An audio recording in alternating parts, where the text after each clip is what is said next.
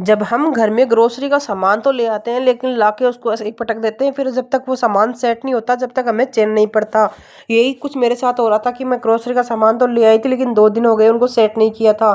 तो लेके आ गई चौक में और सारे डिब्बे खाली जितने भी थे सारे डिब्बे उठा लाई और उससे वो कट्टा उठा लाई जिसमें ग्रोसरी का सामान था। और उसके बाद मैं कर रही थी डिब्बों को उन सामानों से भरने में लग रही थी। जो जो सामान कम ख़त्म हो गया था वो सामान डिब्बों में भर रही थी और बाकी को ऐसे पैक का पैक रख रही थी। मैंने सारे डिब्बे दाल चावल चीनी और जो सारी दालें हैं सोडा है जैसे और सारा सामान है वो मैंने गरम मसाला है काजू अखरोट बादाम ये सब मैंने डिब्बों में भर दिया था। और एक एक करके भर रही थी। जैसे जैसे डिब्बे मुझे खाली दिखते जा रहे थे उन डिब्बों को मैं भरने में लग रही थी।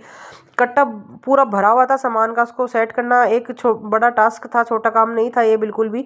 तो मैं छोटे छोटे डिब्बे निकाल निकाल के उनको भरने में लग रही थी। ये सब करने करने करने में मेरा तो फ्रेंड्स आप पूछो मत, इतना कचरा फैल गया घर के अंदर कि जिसकी साफ सफाई करना भी बहुत मुश्किल हो रहा था। लेकिन फिर भी मैं पूरे जोश के साथ लगी रही, मुझे करना ही था। आज के दिन ये सारा सामान सेट करके रखना था क्योंकि पिछले 2 दिन से सामान पूरा बेड पे फैला पड़ा है और मैं इसको रख ही नहीं पा रही। ये सर्फ एक्सेल का पाउच था 2 किलो का जो कि मैंने इसको पैक का पैक ही रख दिया। अब मुझे छोले वाला डिब्बा तो खाली दिख गया लेकिन छोले नहीं दिखे।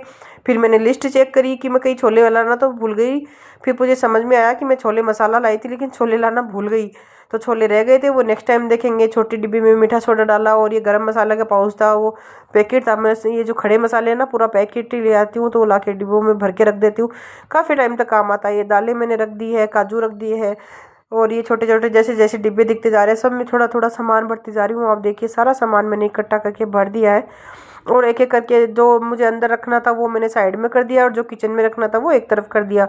और उसके बाद आ गई थी मैं किचन में।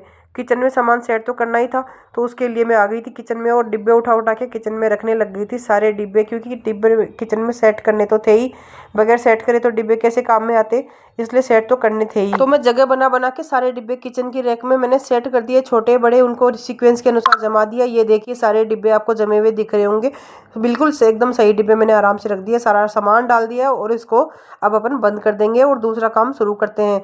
जो एक्स्ट्रा सामान था वो पड़ा था उनको मैं एक बड़े बड़े कंटेनर होते हैं मेरे स्टील के डिब्बे उनमें भर के रख देती हूँ। तो ये मैंने उनमें भर के रख दिया बिस्किट और ये एक दूसरे कंटेनर में रखती हूँ क्योंकि कोई आ जाए ना तो फिर उनको नमकीन बिस्किट दे देते हैं, तो वो भी उनमें भर के रख दिया। अब बारी थी बरसाने के घी की, जो कि मैं बरसाने का घी पराठे बनाने के लिए यूज़ करती हूँ। फ्रेंड्स हम खाने के लिए तो घर का देसी घी यूज़ करते हैं लेकिन जो पराठे बनाने के लिए ना मैं ये अपना जो अमूल वाला या बरसाना का जो घी आता है मैं वो काम में लेती हूँ। अब आपको पता है फ्रेंड्स कई लोग परेशान होते हैं घी उनसे निकलता नहीं है, लेकिन मैंने एक तरीका है जो मैं यूज़ करती हूँ, आप लोग भी तरीका यूज़ करेंगे तो बहुत जल्दी निकाल पाएंगे।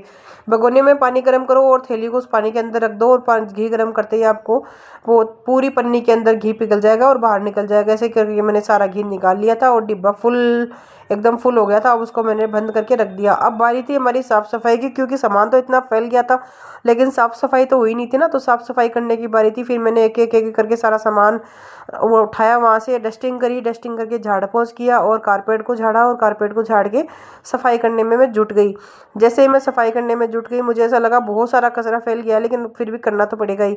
धीरे धीरे झाड़ू लगाई और झाड़ू लगा के पोछा लगाया, पोछा लगा के सारा काम खत्म किया। लेकिन पहले झाड़ू लगाने के बाद दूसरे रूम का साफ सफाई करना मेरे लिए बहुत बड़ा टास्क हो जाता है, क्योंकि वो है बेडरूम और बेडरूम को आपको पता है क्या हालत होती है बेडरूम की। पहले मैंने जाके कंबल वगैरह समेटी और कंबल वगैरह समेट के बालकनी में झाड़ू लगाई, बालकनी में लगा के फिर बेडरूम की बारी थी तो बेडरूम में झाड़ू लगा के कचरा सारा इकट्ठा किया और काम खत्म किया। झाड़ू पोछा करने के बाद थोड़ा खुद को रिलैक्स फील किया। तो फ्रेंड्स ऐसे ही अपन गृहिणियों का काम चलता रहता है और हम लोग ऐसे ही लगे रहते हैं।